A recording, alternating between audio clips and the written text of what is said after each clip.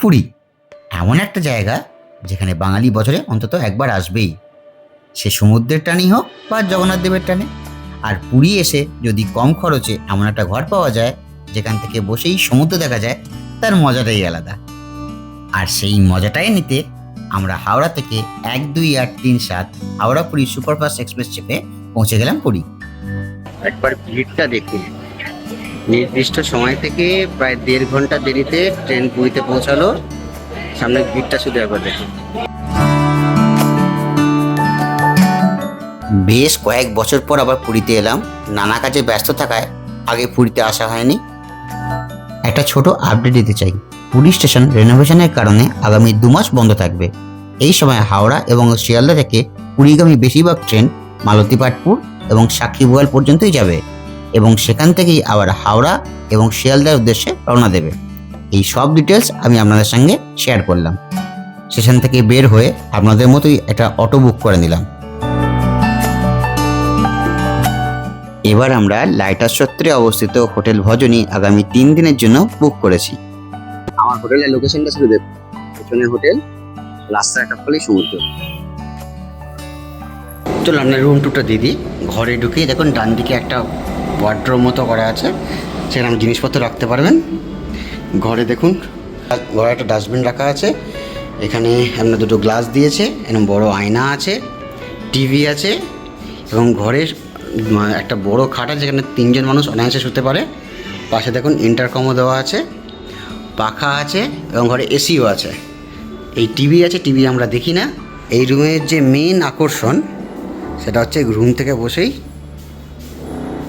দেখুন সমুদ্র দেখা যাচ্ছে। আপনার কোথাও বাইরে যেতে হবে না, দেখুন রুম থেকে বসেই সমুদ্র দেখতে পাচ্ছেন। আর এই প্রপার্টিটা দেখুন, পাশে দেখুন যে বিড়লা যে গেস্ট হাউস, সেটা তার পাশেই একদম, আর দূরেই লাইট হাউস দেখা যাচ্ছে। তাহলে বাথরুমে এবার টুটা দিয়ে দিই।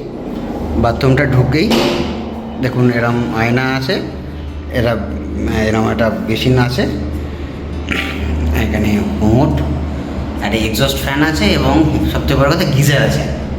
এই রুমটাই আমি এত প্রাইম লোকেশনে থেকে মাত্র 1800 টাকায় পেয়েছি। কি করে পেয়েছি সেটা আপনাকে এখন বলছি। আসলে এই রুমটা, এই প্রপার্টিটা 3খানা কোম্পানি একসাথে লিজ নিয়েছে। তার মধ্যে অন্যতম হলো আমি যে কোম্পানির থ্রু দিয়ে এসে, সেটা হচ্ছে ইনকাম ট্যাক্সের যে রিক্রিয়েশন ক্লাব আছে তার থ্রু দিয়ে এটাকে আমি বুকিং করেছি। সেই ইনকাম ট্যাক্স রিক্রিয়েশন ক্লাবে কী করে বুকিং করবেন তার নিচের ডিটেলসটা সব নিচে আমি দিয়ে দিচ্ছি। সেখানে গিয়ে আপনাকে বুকিং করতে পারে। এটা একটাই নেগেটিভ ড্রব্যাক হচ্ছে, এটা সম্পূর্ণ অফলাইনে হয়, কোনো অনলাইন বুকিং হয় না। আপনাকে সেখানে ভিজিট করবেন, ভিজিট করে ওখানে বুকিং করতে হয় এবং আগে থেকে বুকিং করতে হয়। আগে যখন যেদিন যাবেন তার আগে থেকে বুকিং করতে হয়, কারণ এর ডিমান্ড কিন্তু খুব হাই, বুঝতেই পারছেন, প্রাইম লোকেশন এবং দাম খুবই কম। সুতরাং যখনই আসবেন, যখনই বুক করবেন, আগে থেকে বুক করে নেবেন, তবে কিন্তু এই প্রপার্টিটা পাবেন। এই প্রপার্টিতে কিন্তু লিফটের সুবিধা আছে। যারা বয়স্ক মানুষ থাকবে তাদের পক্ষে কিন্তু এই 4th ফ্লোরে উঠে আসা খুবই সমস্যা, সেই জন্য কিন্তু লিফটের ব্যবস্থা আছে। এইটা কিন্তু একটা ভালো দিক। ঠিক আছে, আর কীভাবে আমাকে মুগ্ধ করবে মানে জিনিস দেখাচ্ছেন, আগে কেন মানে আবিষ্কার করলাম না সেটাই আমার অবাক লাগছে। চলুন নতুন জায়গা দেখাচ্ছি। বেরোলাম, ডান দিকে ঘুরতেই এই দেখুন পুরো সমুদ্র এখান থেকে দেখা যাচ্ছে, পুরোটা একদম।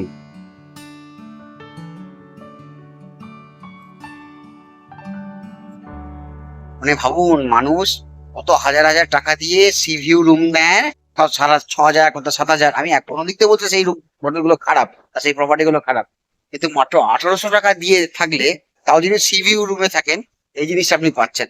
আপনারাই বিচার করুন। ফ্রেশ হয়ে আমরা লাঞ্চের জন্য চলে এলাম মেরিন ড্রাইভে অবস্থিত বাঙালি এক হোটেল কুটুম্বে। প্রথম দেখাতেই রেস্টুরেন্টটা মন জিতে নিয়েছিল।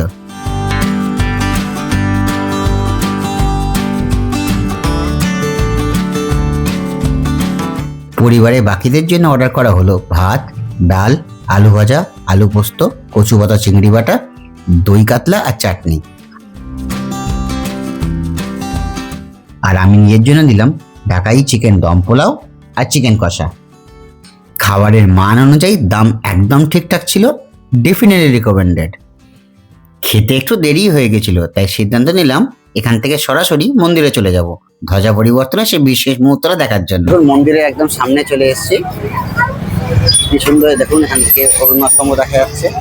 আর এটা হচ্ছে মূল মন্দির। দেখুন সূর্যটা এখন অস্ত যাবে। এই যে মন্দিরের মাঝখানে যে ধ্বজাটা উঠছে এটা কিছুক্ষণের মধ্যে চেঞ্জ হবে, সেই আপনাকে দেখাবো। তাহলে একবার সবাই মিলে একবার বলুন জয় জগন্নাথ। সূর্যাস্তের আলোয় মন্দিরটা আরো যেন অপূর্ব হয়ে উঠেছিল। ভোগ মন্দির, নাট মন্দির, জগমোহন সব মিলে দৃশ্যটা একেবারে মন ছুঁয়ে যাওয়ার মতো।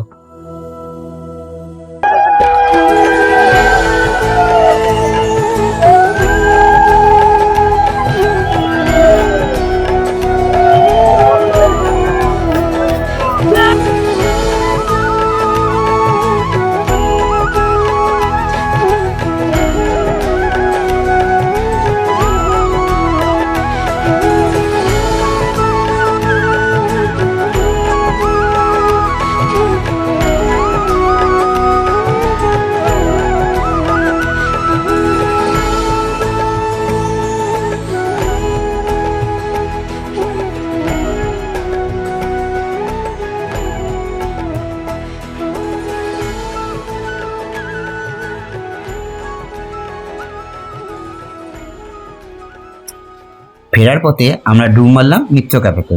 কলকাতার মতোই পুরীতেও এই রেস্টুরেন্টের অ্যাম্বিয়েন্সটা বেশ ভালো।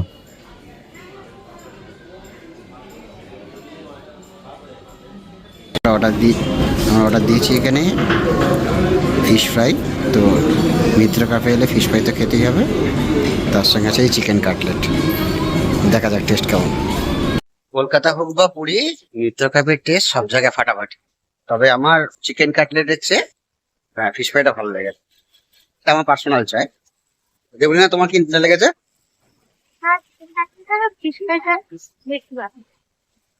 আচ্ছা, আমারও একই মত। আসলে চিকেন কাটলেটের গরম মশলা মানে মানে গন্ধটা একটু বেশি ওভার পাওয়ারিং লেগেছে। তবে এটা আমার পার্সোনাল চয়েস। আপনাদের কোনটা খেতে ভালো লাগে সেটা অবশ্যই কমেন্ট বক্সে লিখবেন।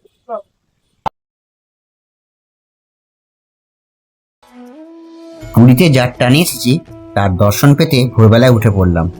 ফ্রেশ হয়ে নিয়ে একটা টোটো নিয়ে মন্দিরের পথে রওনা দিলাম। Good morning. আমরা জগন্নাথ দেবের দর্শনে যাচ্ছি।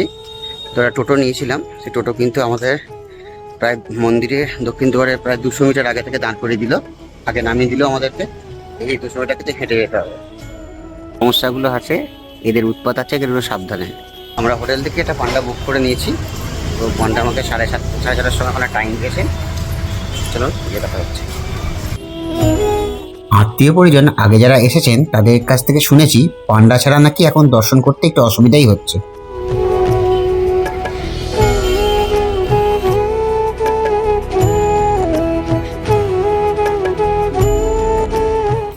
তো মন্দিরের ভেতরে তো ফোন ক্যামেরা কিছু এলায় না, ভেতরে কিছু দেখাতে পারবো না। তো বাইরে থেকে যা দেখাচ্ছি। তো পুজো দিয়ে আসি, আবার দেখা হচ্ছে। ভগবানের দর্শন অবশ্যই হলো, কিন্তু প্রচন্ড ভিড় আর ধাক্কাধাক্কি না থাকলে অভিজ্ঞতাটা আরো সুন্দর হতো। আর কি, যতদিন না আমরা আমাদের ব্যবহারটা ঠিক করছি ততদিন এই ধাক্কাধাক্কি আর বিশৃঙ্খলাটা চলতেই থাকবে। ইন হাউস রেস্টুরেন্টটা আছে, এটা দেখুন, এটা হচ্ছে অহেলি। এখানে বাঙালি খাবার পাওয়া যায়।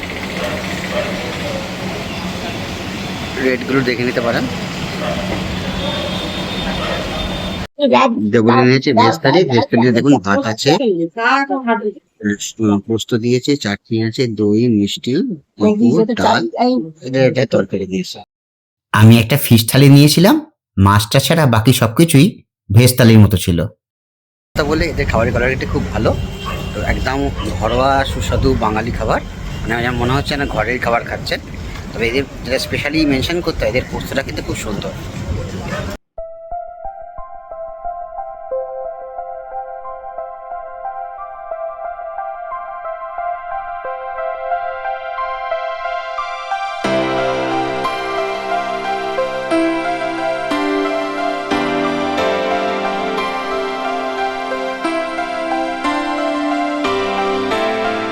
আর কিছুক্ষণ পরে সানসেট হবে।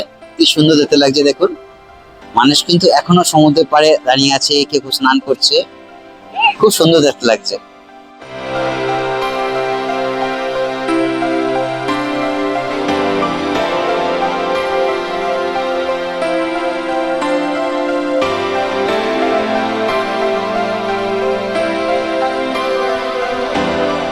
এটা হচ্ছে লাইট হাউসের সমুদ্র সৈকত, ওই দূরে দেখা যাচ্ছে লাইট হাউস, আর একটুখানি ঘুরলেই আমাদের হোটেল।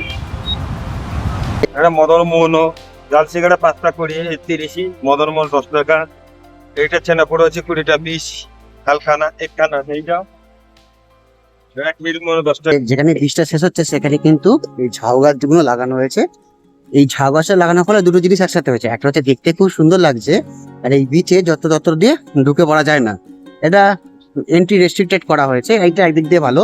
কিন্তু অপর দিকে এটা হলো যে এই যে বিচে উল্টো দিকে যে রিসর্টগুলো আছে, যেগুলো একটু হায়ার এন্ড রিসর্টগুলো, সেগুলো নিয়ে পরে কথা বলছি। এখন যেটা সমস্যা হচ্ছে, আগে যারা গ্রাউন্ড ফ্লোরে যারা থাকতেন এইসব হায়ার এন্ড হোটেলগুলোতে, গ্রাউন্ড ফ্লোরে থাকলেও কিন্তু একটা সমুদ্রের ভিউটা পেতেন। কিন্তু এখন এই ঝাউ গাছগুলো লাগানোর ফলে কি হয়েছে, সেই ভিউটা কিন্তু আর পাবেন না, এটা কিন্তু একটা সমস্যা। বিচে আরেকটা খুব ভালো জিনিস দেখতে পেলাম, এই দেখুন এরকম টয়লেট লাগানো হয়েছে, যেটা কিন্তু পে অ্যান্ড ইউজ টয়লেট লাগানো হয়েছে, এটা কিন্তু খুব সুন্দর ব্যাপার, আগে কিন্তু এই জিনিসটা ছিল না।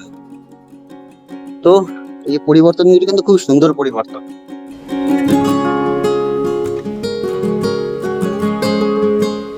লাইট হাউসের বিচটা একটুখানি ফাঁকা এবং কত লোক কম, মানে এই জন্যই বলি যে নিরিবিলিতে যদি একটুখানি টাইম স্পেন্ড করতে চান আপনার প্রিয় মানুষদের জন্য, তো পুরীতে এলে এই লাইট হাউসের দিকটাই থাকুন। দুটো থাকার জন্য তো ভালো হোটেলের নাম বলছি, একটা হচ্ছে সবাই জানেন হোটেল সোনার বাংলা, আর দুটো হচ্ছে হোটেল ড্রিমল্যান্ড। আর এই হোটেল সোনার বাংলার যে রুফটপে যে ক্যাফেটা দেখতে পাচ্ছেন, সেটা হচ্ছে সানডাউনার রুফ বিচ ক্যাফে। তো ওখানে আপনি গিয়ে আপনার ডিনারটাও সারতে পারেন। এরকম না যে ওখানে আপনাকে হোটেলে থাকতেই হবে, হোটেলে না থাকলেও আপনি কিন্তু ওই ক্যাফেটায় গিয়ে খাবার খেতে পারেন। আপনারা যদি লাইট হাউস চত্বরে এসে হাই এন্ড হোটেলে থাকতে চান, তো আপনার কাছে অনেকগুলো অপশন আছে। যেমন ধরুন দেখুন নামাস্তে বিচ রিসর্ট আছে, তার পাশেই আছে প্রভুপদ, তারপর আছে হোটেল নীলাদ্রি এবং হোটেল শ্রীহরি তো আছে, তো ওয়ান অফ দ্য সেরা হোটেল এখানকার। এই লাইট হাউস বিচ চত্বরে কিন্তু আপনার অনেক দোকান বসে দেখুন খাবারের, এটা যেমন একটা দেখুন বিরিয়ানি স্টল আছে, এটা যেমন বার্গার অ্যান্ড বাইট আছে, এখানে কোকাকোলা দোকান আছে। এই বার্গার অ্যান্ড বাইট দোকানটা কিন্তু খুব ভালো। এছাড়া ওইদিকে আপনার অনেকগুলো খাবারের স্টল আছে, সেখান থেকে আপনারা খেতে পারেন।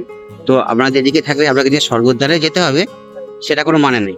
আমি কোনো রকম বলছি না যে এই জায়গাটা স্বর্গদ্বারের থেকে ভালো, তো বলছি যে আপনারা যদি এখানে থাকেন, এখানেও কিন্তু আপনার নাইট লাইফ যথেষ্ট ভালো এবং অনেক ফুড স্টল বসে, যেখান থেকে আপনারা কিন্তু খাওয়া দাওয়া করতে পারেন। যে সবসময় যে আপনাকে স্বর্গদ্বার যেতে হয় তার কোনো মানে নেই।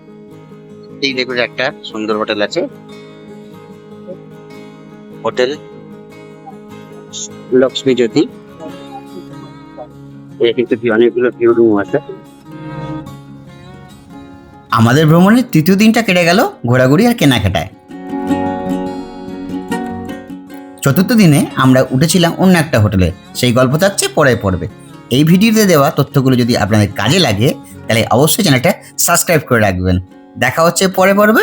Till then tata.